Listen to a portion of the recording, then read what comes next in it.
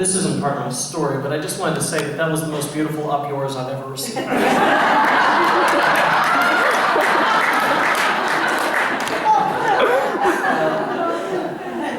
by the way, guys, we're out of time, so we can just cut my story and you guys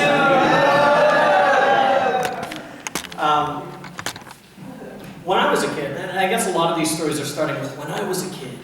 But when I was a kid, I wanted to be president because I loved Ronald Reagan, and I wanted to be Ronald Reagan. And if you know my politics at all now, that's very confusing. But I was young and, you know, all of that. But things started to change when I was in 6th grade. I was really into the Kennedy assassination, which is a weird thing to be into when you're a kid. It was just something like I was really interested in Lincoln, I was really interested in McKinley, I was really interested in Kennedy. My favorite Bible story was the crucifixion. There's some sort of theme going through here. And when I was in 5th grade, Oliver Stone released JFK. Now, I was in 5th grade and my mom wasn't going to take me to see an R-rated movie. And in fact, I was told, you know, you're not allowed to see that, you'll have to wait till you're older.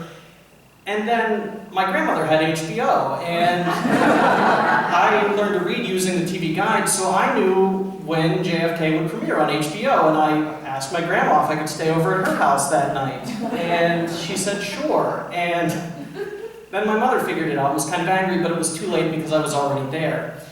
And the thing is, this changed my life because it made me want to be a filmmaker. I saw JFK and I saw all those fast cuts and the changing film stock and the lighting, and I didn't know what a cinematographer was or what an editor was, but I knew I wanted to be involved in movies and I wanted to be Oliver Stone.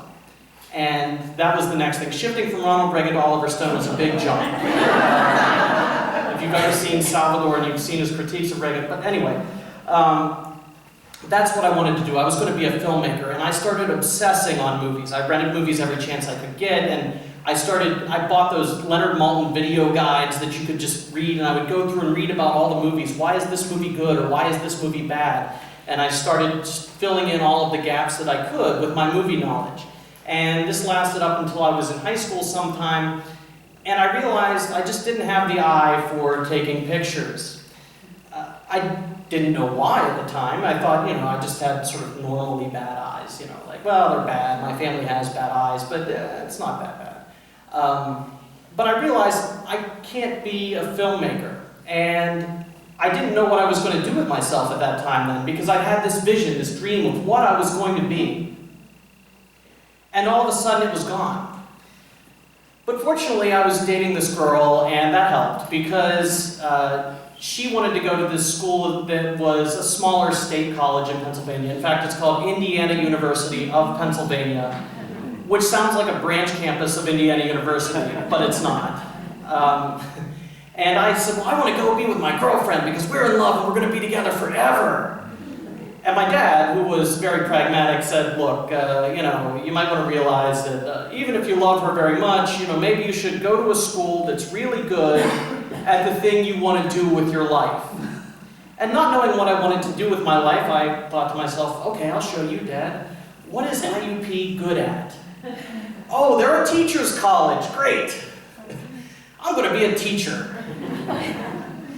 And so that's what I started my major in. And it didn't take me long to realize that I didn't want to be a teacher. That's not what I wanted to do. And after one semester, this girlfriend and I broke up, you know. And not very long after that, I met Christy. Now, Christy was a 5th-year senior, and she was going to be a teacher, because what are the odds at a teacher's college that you would meet somebody who wants to be a teacher?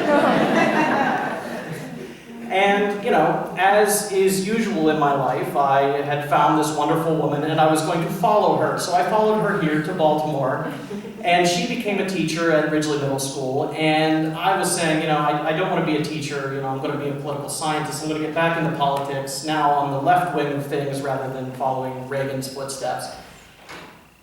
And it turned out that it's kind of hard to get a job when you have a political science degree and you don't have any experience in the political science field. Every job offer says, you know, must have 2 years experience. Well, I don't know how I get experience without actually getting hired somewhere, so it became very difficult.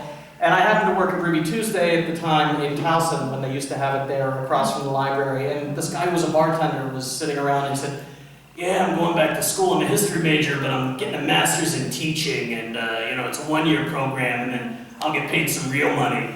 Because compared to working at the Ruby Tuesday in Towson, teaching is real money.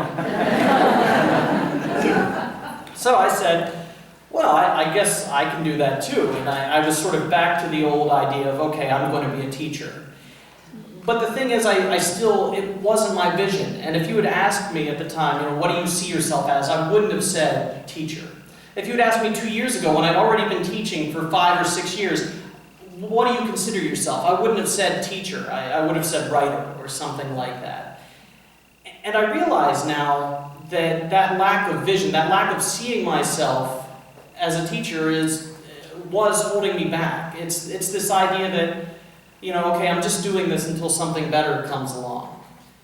But I've learned over time, and it's really hit me recently, that I do have the skill set to be a very good teacher. I have the ability to entertain an audience of people, which is an underrated skill among teachers.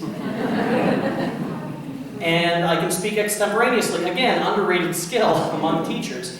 And I've really started to change my vision of myself. Yes, I like to write. Yes, I wish I was a writer. I wish I was an artist. I wish I could still be Oliver Stone. I would love to win a Best Original Screenplay Academy Award at some point in the future, and I swear to God, I'll thank all of you there.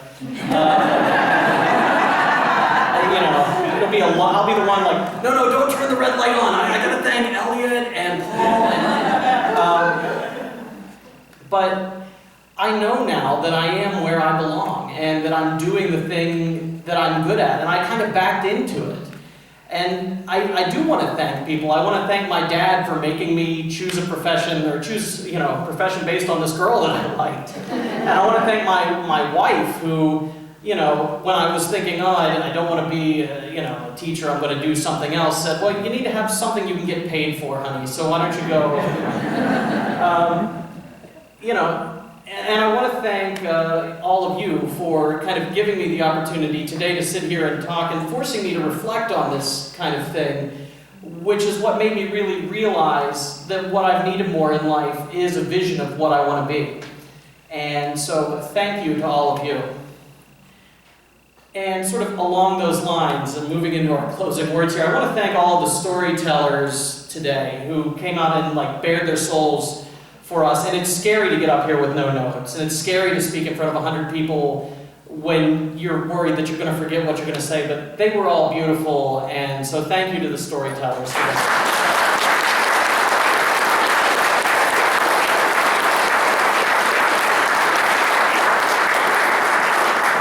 And I want to say an extra thank you to Tracy, who provided such wonderful music,